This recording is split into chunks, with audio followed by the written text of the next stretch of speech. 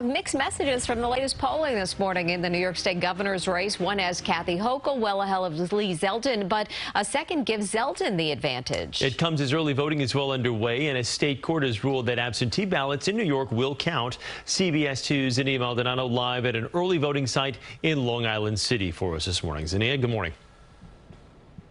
Chris and Mary, good morning. Well, the challenge came from Republican and Conservative Party officials, but the courts say they waited too long. Changing the absentee ballot rules at this time would be too disruptive, as we're less than a week away from Election Day. Governor Kathy Hochul pushing voters to the polls ahead of Election Day.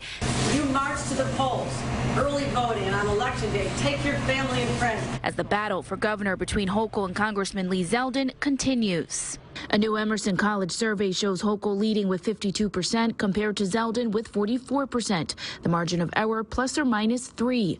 While another recent poll shows Zeldin barely leading with 48.4% of the vote compared to Hochul's 47.6%. Hochul continuing to campaign hard this week, posing with a baby in the Bronx and meeting with community leaders. She spoke about her record on public safety and getting guns off the street compared to what she calls Zeldin's tactic of keeping New Yorkers scared. He's working to keep people scared, whereas I and other Democrats are working to keep people safe.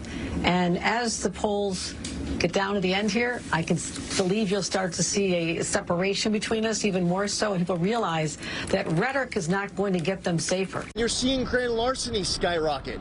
You're seeing felony assaults skyrocket. Just yesterday, a New York appeals court decided to uphold a new state law allowing absentee ballots to be reviewed before Election Day, saying it would be extremely disruptive to change the rules with absentee voting already underway. Roughly 500,000 absentee ballots were sent out across New York, and 188,000 have been returned so far, according to the State Board of Elections. The deadline to postmark an absentee ballot or drop it off at a poll site is Election Day, Tuesday, November 8th, and the last day the Board of Elections can receive that ballot is Tuesday, November 15th. And it's been 4 days since the start of early voting. Roughly 170,000 NYC residents have casted their vote for governor so far. We're live this morning from Long Island City, Queens. Zinnia Maldonado, CBS 2 News. Zinnia, thank you.